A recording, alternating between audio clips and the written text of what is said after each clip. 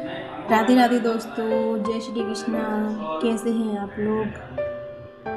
तो आज हम आपको सुनाएंगे पुत्रदा एकादशी व्रत की कथा जो कि सावन और पौष मास में आता है।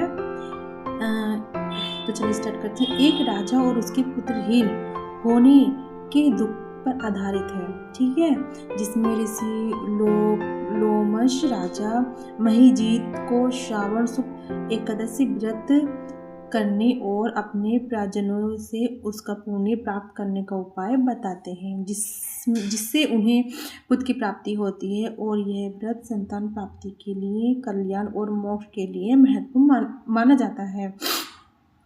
ठीक है, अब हम बताते हैं कथा का सार। राजा का दुख एक सेकंड। राजा को दुख महिजीत नामक एक राजा था, जिसे संतान सुख नहीं था और वह दुखी था। ऋषि का मार्गदर्शन। एक बार जब राजा मुनियों से मिले तो उन्होंने अपनी चिंता बताई।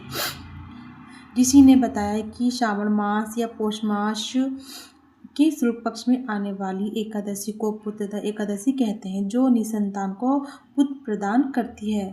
तथा व्रत का विधान। ऋषियों ने राजा और रानी को इस एकादशी श्रावण शुक्ल पक्ष की एकादशी विधि विधान से व्रत करने और द्वादशी अगले दिन को पारण करने का निर्देश दिया। साथ ही प्रजाजनों से व्रत का पुण्य राजा को अर्पित करने को कहा। पुण्य का फल। राजा और प्रजाजनों ने व्रत किया।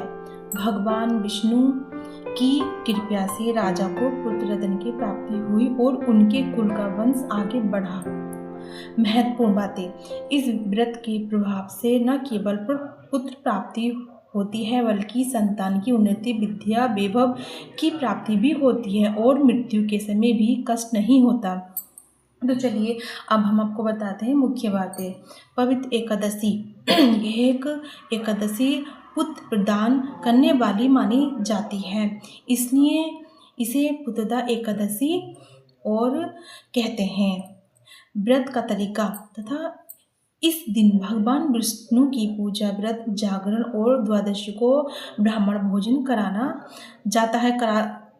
जाता है। और नहीं हो तो कोई बात नहीं, आप सिंपल ठाकुर जी का भोग भी लगा सकते हैं। जितनी अपनी यथाशक्ति हो उतनी सेवा कर सकते हैं। इसमें हमें लाभ क्या मिलता है? संतान प्राप्ति की, लंबी उम्र, सुख, समृद्धि और मोक्ष की प्राप्ति होती है। तो चलिए आज हमारी जो एकादशी व्रत की जो कथा है आपको कैसी लगी कमेंट में ज़रूर बताना। धन्यवाद।